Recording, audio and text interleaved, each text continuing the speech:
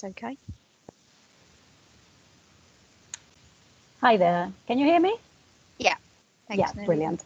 Yeah, that's okay. I'm going to pass it over actually to my colleague Vicky. She's going to kind of get us started. Hi everyone. Thanks so much for inviting us here today, and welcome to our Fulfilling Lives webinar about service user engagement.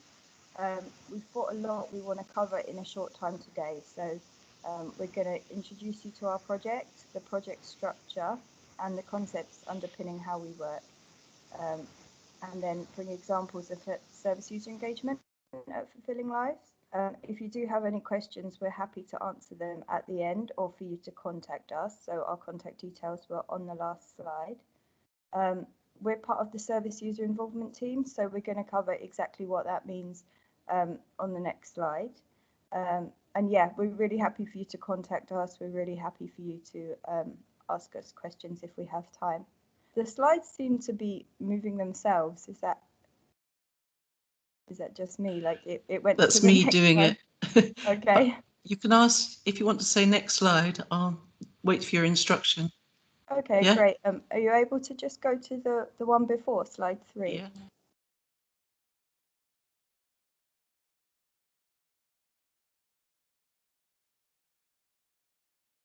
Thanks.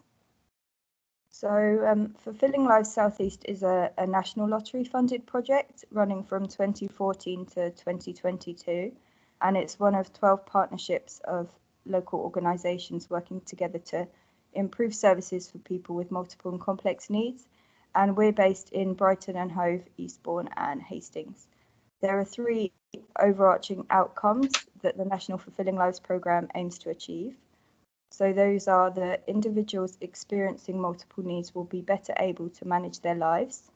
We've worked with over 100 clients to date across the 3 areas of Brighton and Hove, Eastbourne and Hastings, and offer intensive support, assertive outreach, and creative multi-agency case coordination. We collect data from our support work and we use that learning to inform and influence change in services and systems. The second is that it will change systems, so services and systems will function more effectively and efficiently, leading to improved outcomes for those with multiple complex needs. We currently have around 10 active systems change projects with other services going on. And the third one is service user involvement, so all our work is underpinned by the genuine and honest involvement of individuals with lived experience.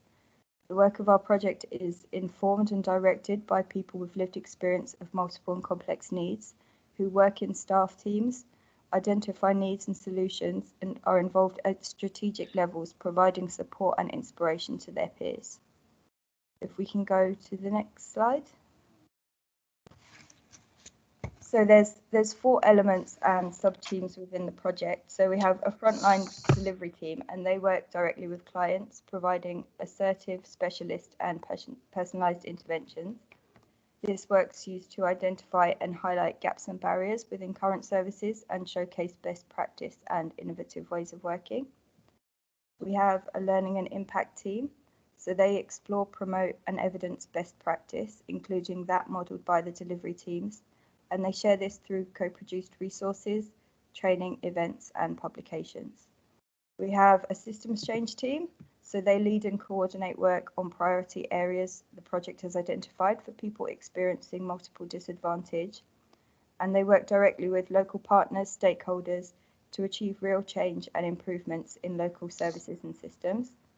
And finally, we have the service user engagement team, so that's us. It comprises people with lived experience of complex needs, paid staff and volunteers who are or have recently been service users, as well as clients directly supported by our delivery teams. And they play a key role in many project activities and are a fundamental part of Fulfilling Lives, acting as champions for maximising co-production in all the project activities and ensuring genuine involvement of those with lived experience at all levels within the project. So you might have heard me mention multiple complex needs. So at Fulfilling Lives, we define multiple and complex needs as experiencing 2 of the following: substance misuse, mental ill health, homelessness, and repeat offending. Experience of domestic abuse is also sometimes included as one of the issues faced by people with multiple complex needs. Experience of other forms of abuse and physical ill health are sadly also common within this group of people. If we can go on to the next slide. So we're about to move on to some of the concepts underpinning the way we work, but before we do, I wanted to touch on this statistic from the Hard Edges Report 2015, which is that 85% of people with multiple complex needs have experienced trauma in their childhood. So when we talk about working with people with lived experience of multiple complex needs, it's really very relevant to consider the impact that trauma has had on their lives. And that brings us on to the first concept. Next slide, please. Thank you. So trauma-informed practice is a way of working that accounts for the impact that trauma may have had in people's lives. It's beneficial to everyone, but it's especially beneficial when working with clients who experience multiple and complex needs. A key goal of trauma-informed practice is to raise awareness among staff and services about the wide impact of trauma, to prevent re-traumatization of clients in service settings that are meant to be providing support, and to develop policies and practices that assist in healing from trauma. Next slide, please. So these are the trauma-informed principles that we work to at Fulfilling Lives, and they underpin everything we do. They were derived from sets of trauma-informed practice principles that are already in use and modified to reflect the experience and understanding of the staff and volunteers within Fulfilling Lives. We continuously reflect and find ways to increase these 5 principles in all our work, which in turn can enable and encourage social resilience, healing, and recovery. It's not about us creating a therapeutic environment at work, but one where everyone can thrive. Next slide, please. So another key approach to the way Fulfilling Lives works is co-production. Co-production is a way of working that offers an alternative to the traditional hierarchical top-down flow of power in a service. It involves sharing control with those who are using a service and ensures they have equal influence over the design, delivery, and commissioning of any service which affects them. This definition is the gold standard and what we're aiming for, but we tend not to talk about doing co-production perfectly. The way we approach the process is doing it as best we can, regularly reflecting, learning, and experimenting with ways to do it better. Next slide, please. So at Fulfilling Lives, our aim is to change systems and services by co-producing with people who have experienced them. We think that co-production is meaningful when people with lived experience are valued by organisations as equal partners, can share power, skills and experience and have influences over the decisions made. The relationship between services and those who use them can be seen as steps on a ladder. The higher we climb on the ladder, the more equal the relationship is. We understand the challenges to working in a co-produced way. For example, projects can take longer to complete, and there are ultimately people who are accountable for a piece of work being delivered on time, which is usually the paid staff members. I'm now going to hand over to Nalida for the next slide. All right, thank you, Vicky. Just very quickly, really, we based our service engagement practices on the ladder of involvement. I don't know if any of you is familiar with it. We haven't been able to put it here just because the kind of the limited time that we have. But if anyone is interested in having a look at that ladder of involvement, get in contact with us, and we'll put it on our website as well so you can see it. So basically, what we are saying is that kind of we offer. Our aim is that people with lived experience are engaged at all levels in the project, and we offer a multitude, kind of a variety of activities so that people can sort of utilize the different skills and wherever they are in the recovery and the preferences. So this is kind of the array of activities that we offer, and I'm not going to go through all of them because you have them already on those slides. Over, back to Vicky. Thanks, Nalida. So we're going to take you through some examples of service user engagement at Fulfilling Lives, the first one being our action groups. So these are groups facilitated once a week by the project consultants for volunteers who are people with lived experience of using services. And the project consultants themselves have lived experience, such as myself. It's a structured space, so we have agendas for our meetings that are circulated in advance. We have a break time, a check-in, and a check-out to talk about how everyone's feeling. We start with calendar updates, so our volunteers can ask questions about upcoming work, they decide what to be involved in, they can structure their time, and we have a group agreement which was written with the volunteers, and we read that out at the start of the meeting so everybody knows how to conduct themselves within the group and feel safe. Pieces of systems change work come into our action group for us to work on together. And we close the loop, so we feed back updates on work that volunteers have contributed to. We also provide information about changes to local services and upcoming opportunities for our volunteers, such as training within our action groups. And we include a more informal space within the group at the end for volunteers to relax, to get to know each other and the staff. Next slide, please. So reciprocity is really, really fundamental to interacting with our volunteers at Fulfilling Lives. Our volunteers receive one-to-one support with a mentor. The general guideline is that happens once a month, but we're flexible and we respond to people's individual needs. This is a space to consider their workload, their highlights and achievements, their goals, and what the volunteer would like more support with. Areas people ask for support really vary, but they might include things like using technology, managing their workload, building their confidence, applying for a job, understanding the project or their role within it, and creating strategies to engage in work. We also signpost people for further support should they need it, obviously with things like mental health, if that becomes an issue. We work in a person-centered and strengths-based way with our volunteers, and we recognise the need to build relationships of trust with people who may have had negative experiences in the past with services.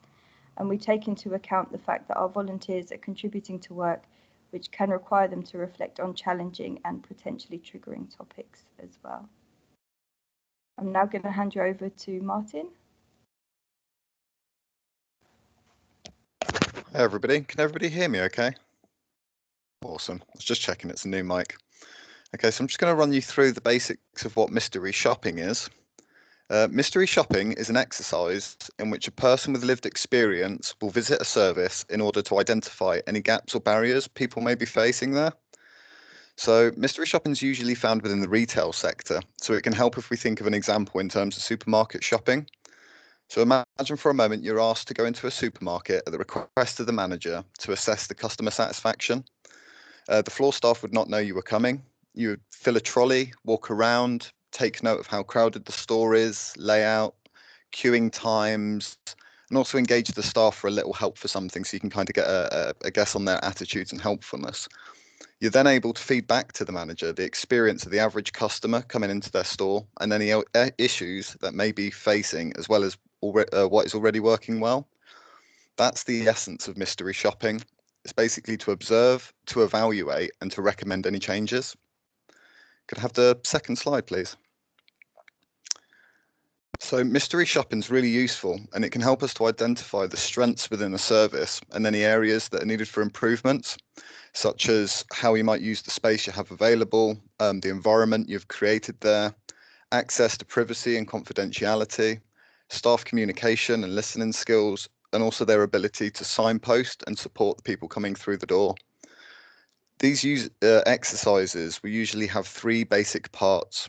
You'll do an initial shop to identify what is and isn't working so well.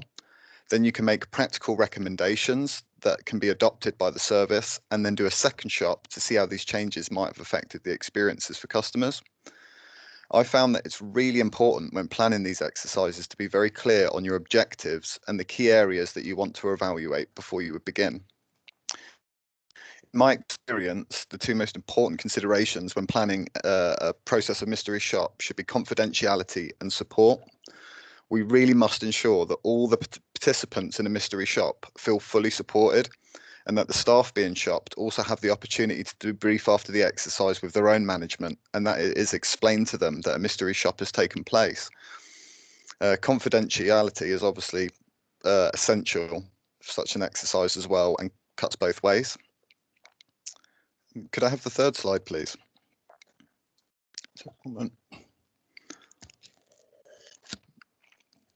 So here at Fulfilling Lives, we've actually used a mystery shopping model to support both the Department of Work and Pensions and also local housing teams in Hastings and Brighton to evaluate their interactions with their customers, and we've had some really great successes.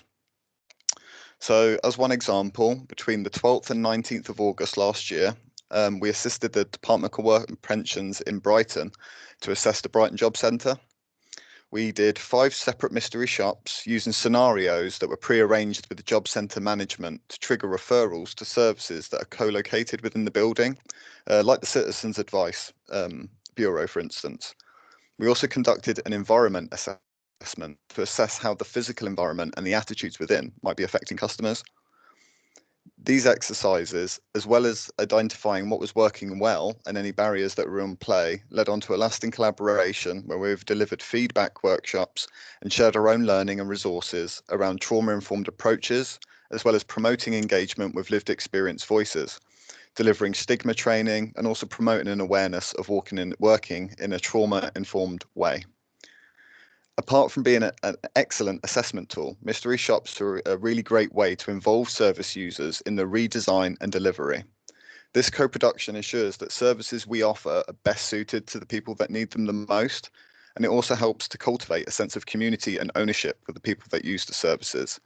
This is something I found personally while working alongside Hastings Borough Council. That's a place I never thought I'd really be friendly with, but now I get excited if there's a conversation to be had. It's quite a unique relationship. It's very nice. So to summarize, mystery shopping can be an excellent way to assess and evaluate how any service or organization interacts with those people coming through the doors, and it also helps to promote an understanding between themselves and those who use the service. It's also a fantastic tool for internal ongoing learning. Thank you very much.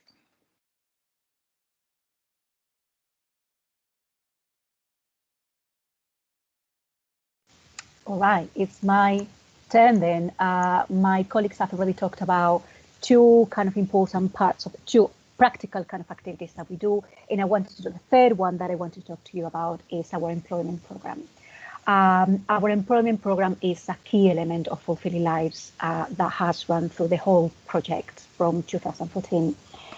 The first thing that I would say, why do we employ people with lived experience of complex needs? Hopefully, well, there'll be multitude of reasons as to why we should be employing people with lived experience of complex needs. I'm going to give you 3 that I hope that are strong enough to kind of to put forward a good argument. First, basically, because lived experience alongside with trauma-informed practices are the pillars that sustain and that run through the whole of Fulfilling Lives. So that's our motto. That's what we guide our project by. Therefore, we not only want to engage with people with lived experience via kind of them being volunteers, they need to be part of kind of the paid members of the staff. They need to be at all levels. Another reason is because of what people with lived experience will bring to be members of the staff, particularly in support services. Lots of things we could talk about here, from the unique experience that they might have had using services. We all know that kind of there are a number of skills that we all can learn. We can attend training around motivational interviewing, coaching skills, CBT. We all can learn that. But there is kind of more subtle yet really important attitudes and skills that people who have been there, have done it, will display when working and engaging with people who are at the moment kind of in the chaos, experiencing those needs. Another very important asset that I've kind of experienced in our project is that people who have experience using services, there is an element of gratitude towards those services. And that means as well that the level of commitment and the investment into making those services work well for service users is really special. And also as well, because for people who have experienced multiple and complex needs, having the opportunity to move on to employment is such a kind of important aspect of moving on with your life that, again, the investment, the emotional investment is really high. The third reason I would say is that kind of having good employment benefits individuals, and with these benefits families and benefits our communities in general. So those are, in our opinion, three really important, strong reasons to employ people with lived experience. If you could go to the next slide, please. The way we structure our service engagement team was via two roles. So there are two tiers. There is the project consultants, who are people with lived experience, who are a little bit more senior. They might have previous experience at work. And then the project consultant assistant, which is very much an entry-level kind of job for people who are relatively new into employment or relatively new into employment after having used services, and they receive a bit more support. They are key in working and engaging with our volunteers, so that we've created this kind of pathway where there are aspirations to move on with your life and move on to employment. If we can go to the next slide, please. So up to now, since 2014, we've employed in total 41 people in this project, in our employment program. Of those 41 people, if you see the stats, about 60 have moved on to employment. So that is kind of quite a sort of high level of success. If we can go to the next slide, please. So now, how have we achieved that level of success? We've been really thorough throughout the whole employment journey of an individual, starting with recruitment. So we reach out to services that have volunteers with lived experience so that we create that pathway opportunity. We have an accessible application. This is something that not very often organizations take into account. So we have an application that is easy to fill. It has actually how-to guides, and it encourages people who might not have previous employment experience to talk about the volunteering experience as a really important element of their experience and expertise. Things like kind of our interview, something that might be quite simple, but we've kind of learned that it's quite important, giving the questions in writing to people so they can take a bit more time. We have a very thorough induction, and people have a booklet as to what are they meant to be doing, what are the tasks, responsibilities, and we do that on a one-to-one basis.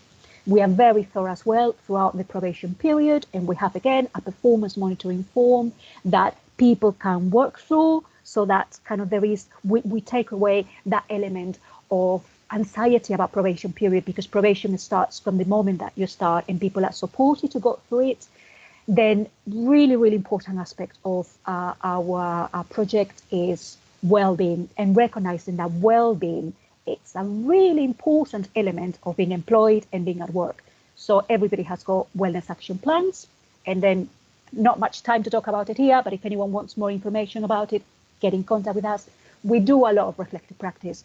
We've learned that reflective practice is a really important element of taking into account learning and kind of that personal reflection, that ongoing learning in a way that is supportive, which is really important. And then overall, this is all underpinned by the organizational culture. So where there is openness about talking about yourself, where well-being is recognized, and kind of people are really valued as individuals. And I think that is for us. Is that the last slide? Yes, so please, if you have any questions for us, I hope this kind of like very quick run through has made sense. But yeah, if you have any questions, we are here to answer your questions.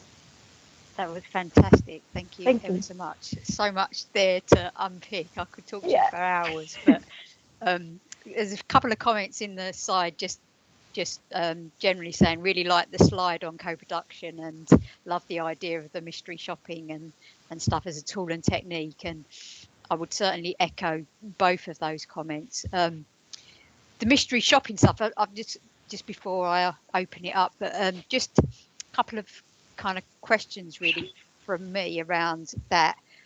Love that.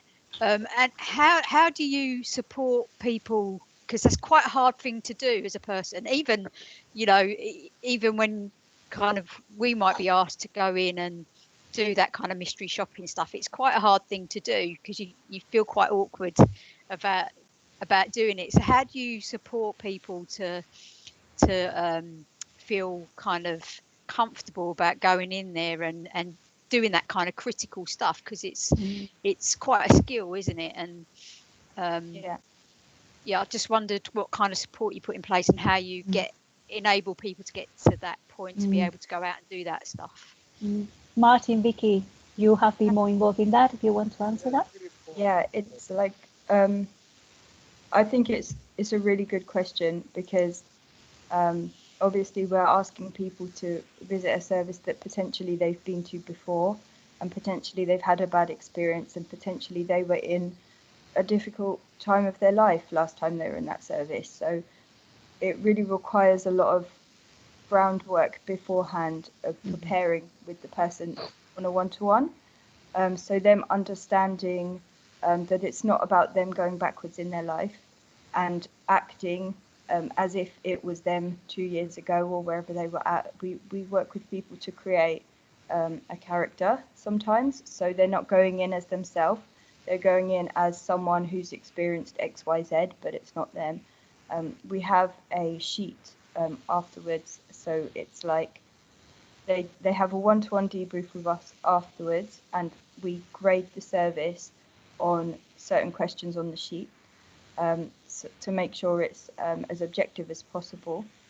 And yeah, I think it's just about knowing where the person's at, getting to know the volunteer individually, and knowing where they're at with what they've been through, and really asking them, do you understand what's involved?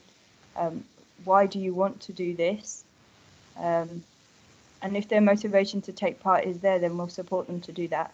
I always say that if someone wants to do something, then that's fine. We can support with everything else. But it's definitely not about re-exposing people to trauma by going into to assess the service.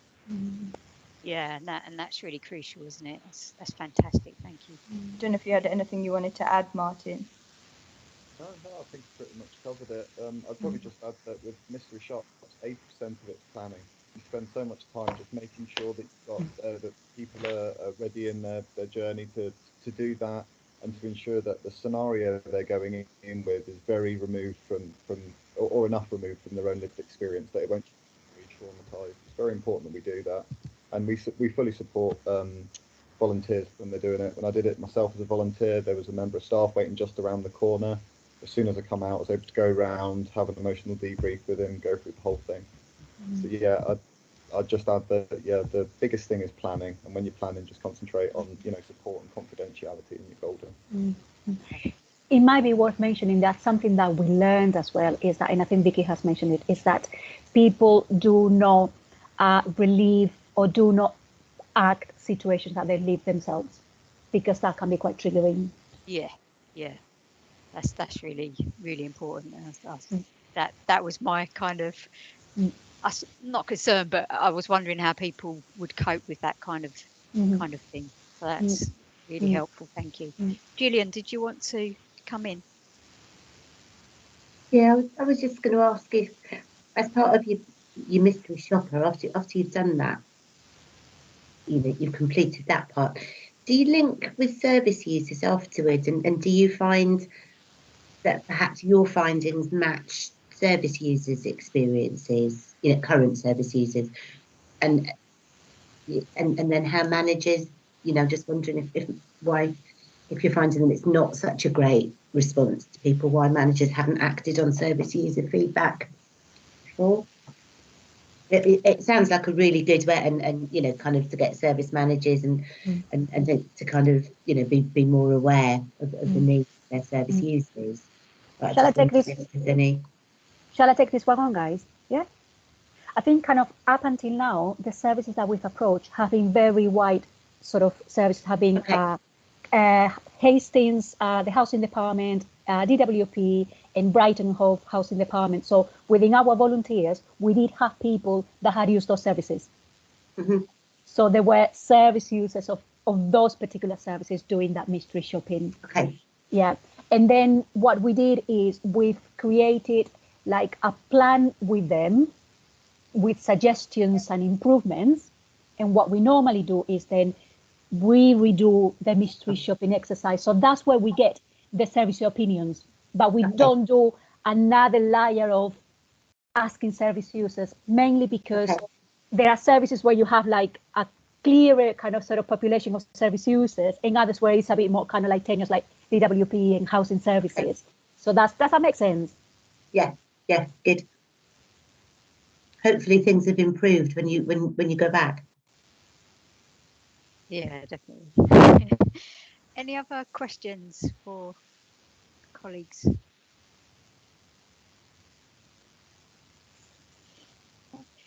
Are you happy for us to send things your way, guys, if we get anything else outside the meeting? Is that all right? Absolutely. Any materials, any tools.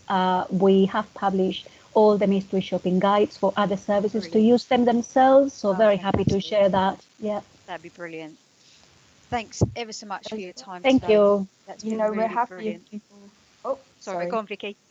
Like if people are interested in our groups, like welcome to come along and attend one of our action groups as a guest. If people want to see how we run them, meet our volunteers, like yeah, we're really open to welcoming people into like fulfilling lives and seeing how we do things. So yeah, just to keep that door open if people want to contact us. Wonderful. Thanks ever so much. That's really great. Sounds really good.